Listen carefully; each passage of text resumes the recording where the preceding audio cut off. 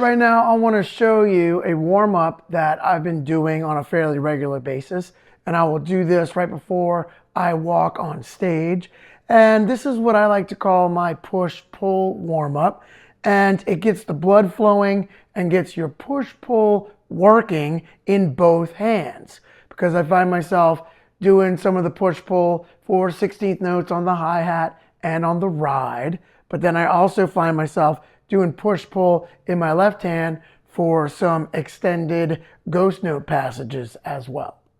So let me start off by showing you the first example in this PDF. And by the way, there is a downloadable free PDF that you can get so you can see everything that we're doing.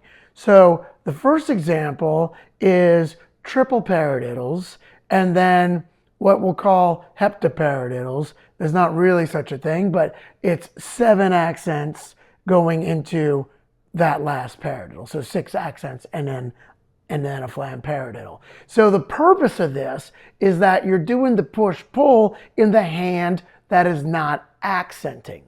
Regular flam paradiddles are pretty challenging to play because you have 4 notes in a row in either hand, and then if you can engage the push-pull, then you'll be able to play your flam paradiddles a lot quicker. But I noticed that if I would extend that portion of the flam paradiddle, that is 4 notes in a row, if you extend that, then you get into something that's really going to exercise that push-pull.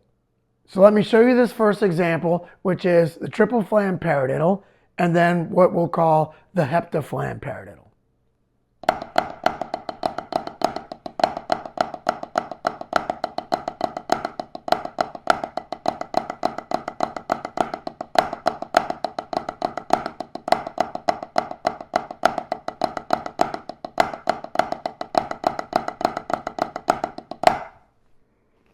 And I'm playing these flams pretty open, but when you go to put this on the kit, if your right hand is playing straight 8th notes and the left hand is playing 16th notes, you would want to play the flams more as double stops. Now let's get into example 2, where we're going to play those heptaflam paradiddles. And you might want to start with this example so that you can get used to getting that push-pull working before you play a flam paradiddle to get over to the other hand.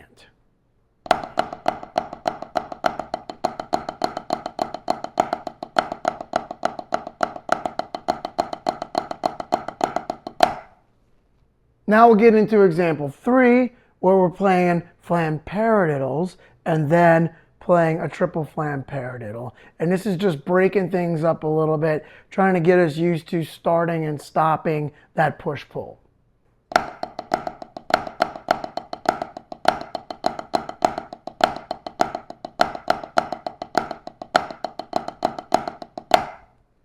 Now when you're working these up, and I do suggest starting these slow, you want to make sure that you are utilizing your push-pull. You don't want to just muscle through these at a slower tempo. You don't want to just do this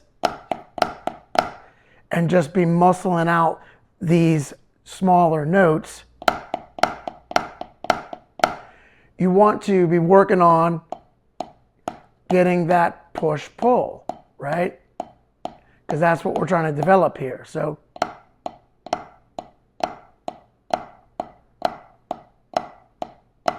I'm exaggerating that push-pull right now, but just trying to show you, you don't want to just be going, doing repetitive taps like that.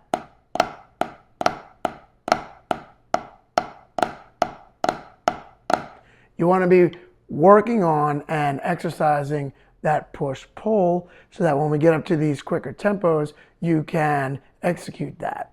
If you are just muscling things out and not using the push-pull, you'll eventually reach a max tempo and you won't be able to, in a relaxed way, play this any quicker. So remember to start these slow. You may want to start with a metronome and make sure that you're not just randomly picking up the tempo. Nobody likes a drummer who just picks up tempo and speeds up or slows down when you realize that you can't execute it at that tempo. So make sure that you're practicing these to a steady tempo, and I recommend doing this to a click.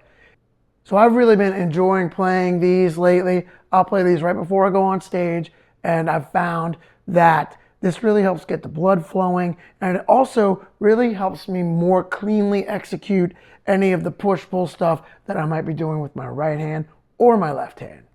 So if you liked this video, please hit that like button and also subscribe to my channel and hit that notification bell so that you're notified whenever I'm coming out with new lessons.